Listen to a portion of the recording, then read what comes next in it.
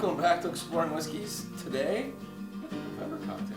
What do you got for us? We got the Last Flight. Last Flight. All right. So, Evan Williams, we know that. Aperol, we've had some cocktails with that. Lemon juice seems to show up in like at least 75% of what you're making. Yep. That guy's different. Yeah. What's he? It's, I don't know, I found it on the shelf. It had a blackbird on the front of it. It looked kind of weird. Just went with it. No, this cocktail calls for Green Chartreuse, but if you follow booze or any kind of spirits, that you can't buy it in America anymore. It's a spirit that's made by these monks in France that apparently got in trouble for not doing the churchy duties.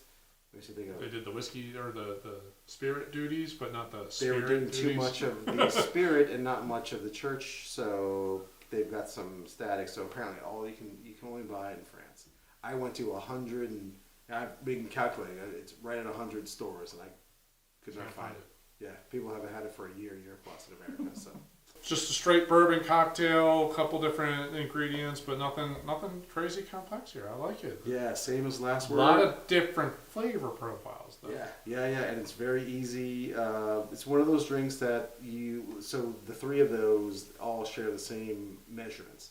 So 1/4 ounce of everything. So those three cocktails, you easily sub things out, same measurements. It's really easy to remember those cocktails, and you can sub gin. You got the last word going on, and Right. you can just bring a couple different drinks, and you have a party in the bag. So. All right. We're going to step away and let Adam do his magic. All right, the Last Flight. Very similar. One of the first cocktails I made, the Paper Plane, just subbing out instead of the Green Chartreuse or the Centum Herbis is what we have tonight for the Amaro. But yeah, it's a very simple drink to make as far as the measurements go. It's 1/4 ounce of, 3/4 ounce of all the ingredients. This drink is served neat, straight up in anything you want, any vessel you got. Tonight we're going to be doing in a Nick and Nora glass, so I've got 3 of those coming up. So at the beginning of this, you want to go ahead and throw those in the freezer. You can either do that, or you can put them in. You can fill up the glass with water, put some ice. That's the way some people chill it, but I like it in the freezer. So go ahead and do that. Ingredients: we've got a bourbon. We want a nice, steady, hefty bourbon. You don't want something that's too proofy, but this 100 proof Evan Williams is going to hold up really nice. So the Centum Herbis is going to be something that we're incorporating instead of Green Chartreuse, which you can't buy anymore. Very similar, though. A lot of the same herbs, spices going on. You're going to have a piney note, minty note, very sweet note coming off of the Centum Herbis. Also Aperol and freshly squeezed lemon juice. And you're going to need a shaker. This is the shaken cocktail.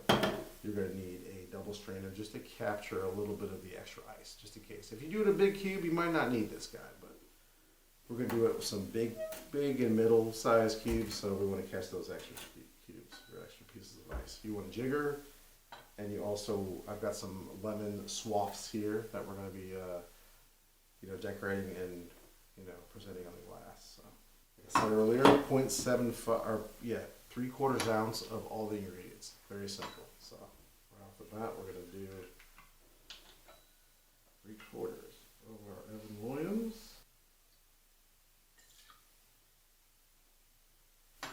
Great value bourbon pour, by the way. Cannot beat this for the buck. 3/4 ounce, and it's even green. It even has the light green color of the Green Chartreuse. So I'm not gonna lie, I've never had it before, but it looks the same. It sounds the same.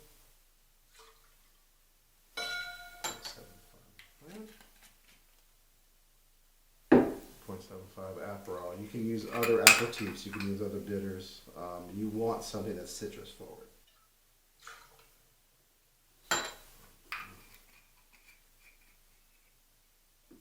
Of our lemon juice.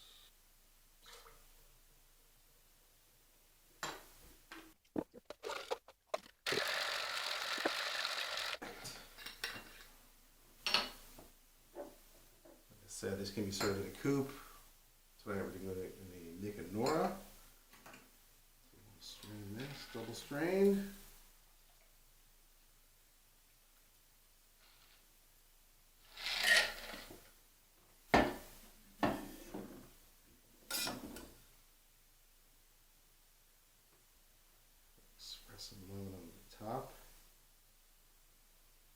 this drink, I cut a little notch in the lemon here, so you present that right in the side of the glass. Some people might not want it in there, so there you go. The last flight. All right. So the last flight. The last flight. All right. Yeah.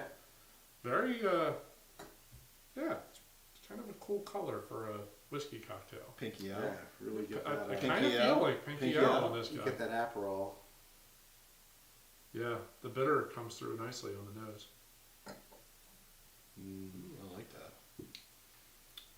That little bit of mint, it's there, but it's not. Yeah, it's not. This is a complete like palate cleanser for me. Yeah, it's like a sorbet. It's definitely, since it's got a bitter in there. Right, so it's definitely an aperitif. Yeah. The little bit of mint is nice and refreshing. It is kind of like mid-course correction to your palate. Yeah. Cool palate refresher. Keep going, kind of. Very nice. Very nice. Yeah. Odd little combination of stuff turns into again magic. Yep. The magic was it Keep alchemy? balance, the It's alchemy. all about the alchemy. And you can drop your lemon in there if you want, but you kind of want that. You want that in your nose when you're drinking a cocktail. You just want that little smell. Yeah, newer cocktail, created in 2018 by Callum Rickson, bartender out of Bath, England. Apparently, he had a friend who was going back home overseas to Toronto, and he wanted to create a cocktail for him / something he could recreate wherever he went, wherever you go. And these ingredients they hold up and they can be found everywhere. Well, not anymore.